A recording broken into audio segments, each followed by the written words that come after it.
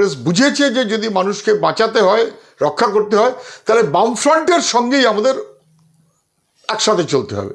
নির্বাচনকে সামনে রেখে পারস্পরিক আলাপ আলোচনা সেই প্রক্রিয়া তো চলছেই। বামফ্রন্ট একটা দীর্ঘদিন ধারাবাহিকতা, গোটা দেশ জানে এবং মানে আমরা একসাথে চলি। এবং এটা তো এরকম নয় যে কেউ একটা সিট দিল আর কেউ একটা সিট নিল, এটা পারস্পরিক আলাপ আলোচনা।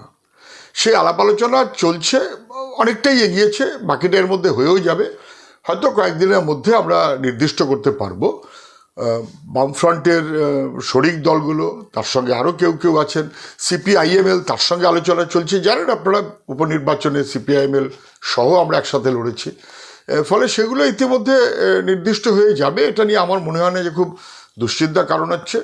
এবারে খুব সাবলীলভাবে, স্বাভাবিকভাবে যা হওয়া উচিত, বিজেপি তৃণমূল তাকে পরাস্ত করতে হবে, এ নিয়ে কোনো সন্দেহ নেই।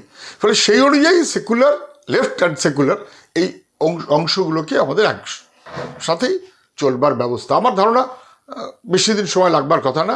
ঠিক নির্দিষ্ট সময় ফ্রন্টের বা বর্ধিত ফ্রন্টের তালিকা আমরা প্রকাশ করতে পারব।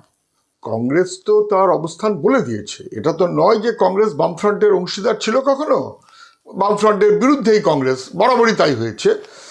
এমনকি 2011-র এই যে তৃণমূলের সরকার, ওটা তো কংগ্রেসকে সঙ্গে নিয়ে তৃণমূলের সরকার। কংগ্রেসকে বাদ দিলে তৃণমূল কেউ না।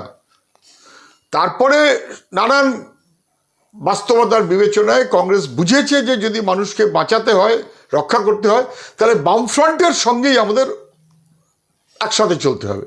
চলেছে, ওরা মনে করেছেন 16-তে চলেছেন, ওরা মনে করেননি 19-এ চলেননি, ওরা মনে করেছেন 21-এ চলেছেন।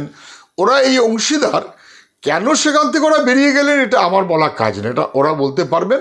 কিন্তু এটা নিয়ে কোনো সন্দেহ নেই, মানুষ চাইবেন বামফ্রন্ট, বর্ধিত বাম, সেকুলার পলিটিক্যাল পার্টিস তারা একসাথে থাকলেই ভালো হবে বলে লোক মনে করবে। আমরা সেইভাবেই মনে করি। কিন্তু কংগ্রেস একটা রাজনৈতিক দল, তারা যা সিদ্ধান্ত করেছে তাদের সিদ্ধান্ত, সেইটা নিয়ে আমাদের কমেন্ট করাটা ঠিক হবে না। কিন্তু আমাদের আক্রমণের সূচিমুখ বিজেপি এবং তৃণমূল। হুমায়ুন কবির কি একটা দল করেছে, সে কি কখন আসবে, কখন যাবে, কি করবে, আমার মনে হয় কোয়েশ্চেন ডাজ নট অ্যারাইজ। সব জিনিসে গুরুত্ব দেওয়ার কোনো মানে হয় না।